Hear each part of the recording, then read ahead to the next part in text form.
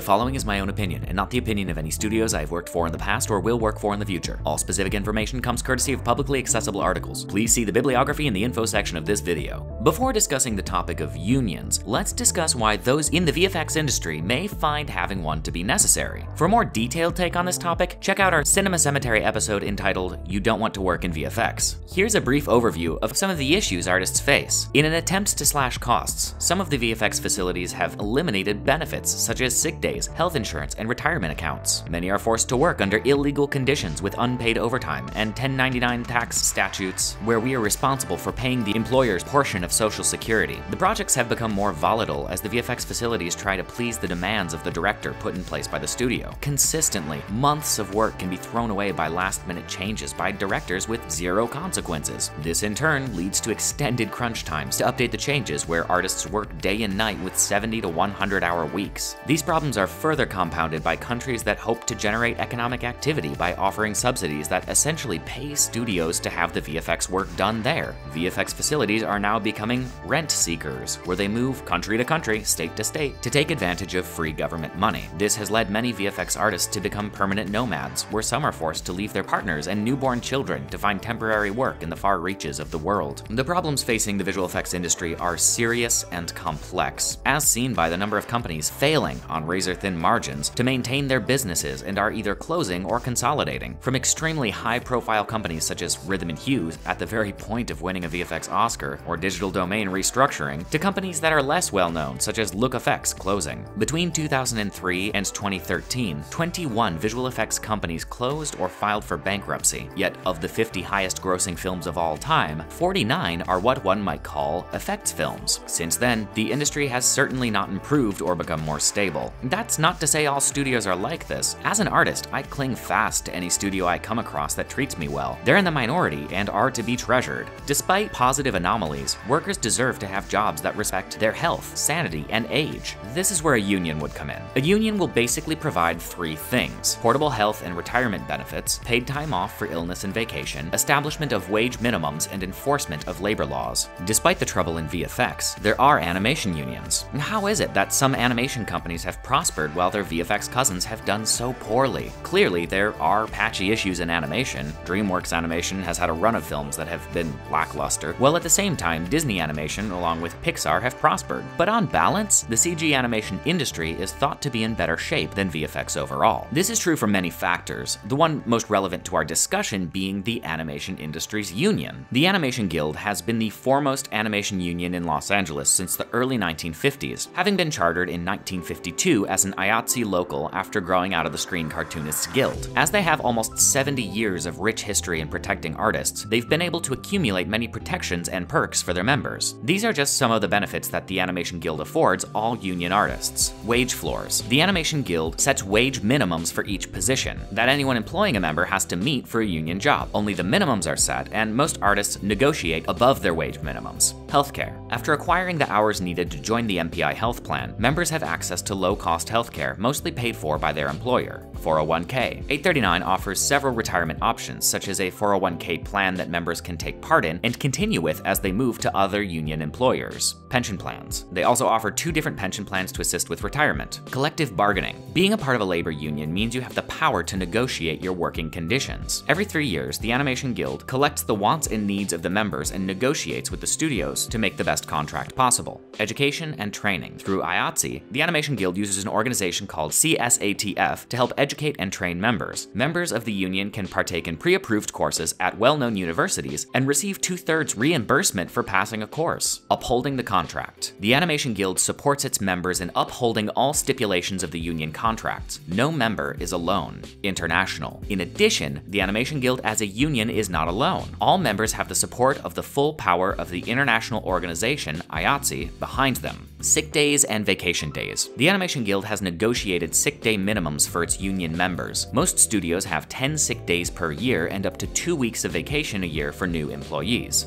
Dismissal pay. If a show is canceled and a union member is laid off, they're generally entitled to a dismissal or severance pay. This is an additional amount of money paid to the artist depending on the amount of pay and how long the artist was employed. Overtime. The Animation Guild supports artists in the fight for paid overtime, enforcing the laws that dictate overtime overtime. All work over 40 hours a week and over 8 hours a day is paid as time and a half. Any work over 12 hours a day is paid as double time. Personally, I cannot imagine having all those benefits at all the studios I've worked at. I'm a high-anxiety person who swings from stable to suicidal like Shia LaBeouf swings with his gang of monkeys through the treetops of the second worst Indiana Jones. Having some kind of job security would certainly help balance a lot of my fears. So why isn't there an established VFX union? Well, fear mostly. A lot of prominent unions in North America were established before the myth of workers' rights being bad for the industry really took hold. I mean, come on, if people weren't rioting in the streets, burning buildings, and getting arrested, we wouldn't have child labor laws, we wouldn't have votes for women, and we would all still be working 7 days a week. But peak capitalism is an insidious snake. It preys upon people's fears of losing their jobs, and the VFX industry is far too recent an industry to have been grandfathered into the popular beneficial socialist protective action that was considered all-American up until around the 1950s. And that's not to say attempts haven't been made. Back in the early 2000s, Sony Pictures Imageworks had a chance to unionize. For whatever reason, it ended with the workers overwhelmingly voting no. Looking back, many artists regret it. On December 2nd, 2015, the VFX branch of Bectu gave formal notice to MPC's management that the compositing department at MPC were unionizing and would be applying for union recognition. MPC responded to this and called the entire comp department, over 130 people, into a short meeting. They announced that the company had received a petition from Bectu for recognition of the union for the comp department. They announced they would begin negotiations with Bectu and that they intended to fight the bid for union recognition. They took no questions and made no attempt to justify the excessive unpaid overtime in the VFX industry or any other issues that made the recognition bid necessary in the first place. Shortly thereafter, MPC got a lot of flack because they moved a significant portion of comp to Bangalore. I'm sure it was just coincidence that the studio let the contracts expire for most of the comp team after they tried to unionize and then moved their work to India. It is difficult to get a union started when lobbyist-controlled politicians preach fear on one side and companies actively fight against their own employees on the other. So what does the future for VFX workers' protections entail? And frankly, it's a bit dismal. Though the case can be made that organized labor would be able to better service and protect the needs of a group or workforce through collectively bargaining and by removing the marginalization of any one individual who has tangible labor issues. But this will not solve the structural problems of the industry. It may address fairer working conditions or more standardization, but it will be geographically confined, as most, if not all, unions who work for specific labor conditions do so inside the national labor laws of their home country. Unions may align internationally, but it is much rarer to have labor disputes in one country spill to organized labor negotiations in a second country. It's possible, but for sensible reasons of charter and membership, unions tend to be nationally bound. This poses a major issue as the film industry has been fleeing the United States like rats from a sinking ship for many years. There are a few companies still around, but movie production, for the most part, does not happen in Los Angeles. We have a video getting into the details of how and why this exodus took place called Hollywood Already Has Your Money, the film industry's biggest trick. You should totally watch that video after this one for more information on the topic.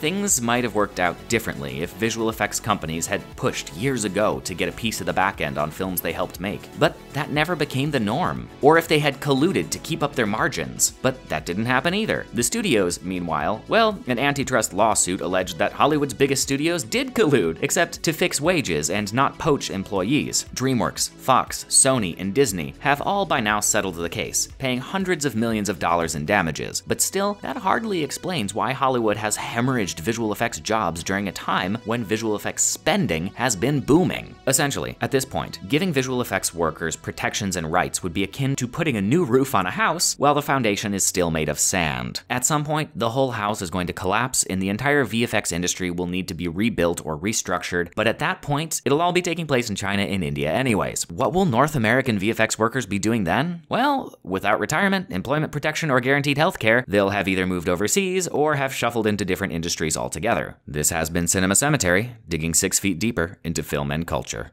Hey, thanks for watching that video. If you liked what you saw, give us a like. If you didn't, don't.